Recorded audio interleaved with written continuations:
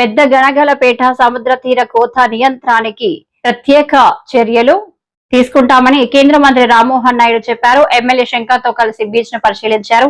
నాగవల్లి నది సముద్రంలో కలిసే ఈ ప్రాంతం కోతకు గురవుతుందని అన్నారు. అందరికీ నమస్కారం. ఈ రోజు ప్రత్యేకంగా శ్రీకాకుళం రూరల్ మండలంలోని పెద్ద గనగలపేట గ్రామాన్ని విజిట్ చేయడం జరిగింది. ఇది తీరం దానుకొని ఉన్నటువంటి గ్రామం. అయితే రీసెంట్ గా మేము అబ్జర్వ్ చేసింది నాగావళి నది కూడా ఇక్కడే సముద్రంలో కలవడం వల్ల ఇక్కడ గ్రామం వరకు ఏదైతే బీచ్ ప్రాంతం ఉందో ఇదంతా కూడా కోతకు గురై మరి ఇప్పుడు బీచ్ కూడా కోతకు గురై వాటర్ అంతా విలేజ్ మీదకి వచ్చే పరిస్థితి వస్తుంది. సో ఇది ఒక అలార్మింగ్ స్టేట్ లో ఉన్నందువలన ఇక్కడ స్థానిక ఎమ్మెల్యే గారు శంకర్ గారు కూడా దీన్ని పలు సందర్భాల్లో విచ్చేశారు, గ్రామస్తులతో మాట్లాడారు, డిపార్ట్మెంట్స్ కూడా తీసుకొని వచ్చాం.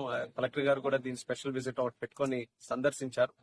ఇక ముందుగా ఈ యొక్క వాటర్ ని విలేజ్ మీదకి రాకుండా బీచ్ ని కోతకు గురి కాకుండా అరికట్టడానికి కొంత ప్లానింగ్ మనం వేసాం. దానికి కోస్టల్ రీసెర్చ్ సెంటర్ వాళ్ళు కూడా ఒక ప్లాన్ మాకు అప్పచెప్పడం జరిగింది.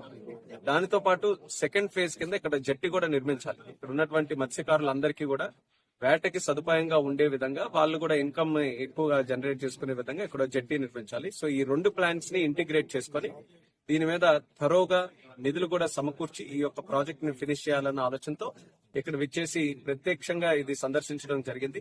దాంతో పాటు ఇక్కడ ఒక వేరే స్టోరేజ్ షెల్టర్ కూడా ఒకటి నిర్మించుకుంటున్నాం. ఇది కూడా కేంద్రం నుంచి వచ్చిన నిధులతో 1,40,00,000 రూపాయలతో ఇక్కడ ఒక మంచి బిల్డింగ్ కూడా వీళ్ళు వలలు పెట్టుకోవడానికి గానీ అలాగే ఆప్షన్ కి సదుపాయంగా ఉండే విధంగా ఒక బిల్డింగ్ కూడా నిర్మించుకొని ఆ ఇన్ఫ్రాస్ట్రక్చర్ కూడా ఈరోజు శంకుస్థాపన చేస్తున్నాం.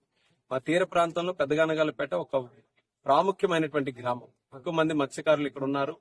వాళ్ళు కూడా తరచూ వేటకి నిరంతరం వెళ్లేటటువంటి మత్స్యకారులు కూడా ఉన్నారు.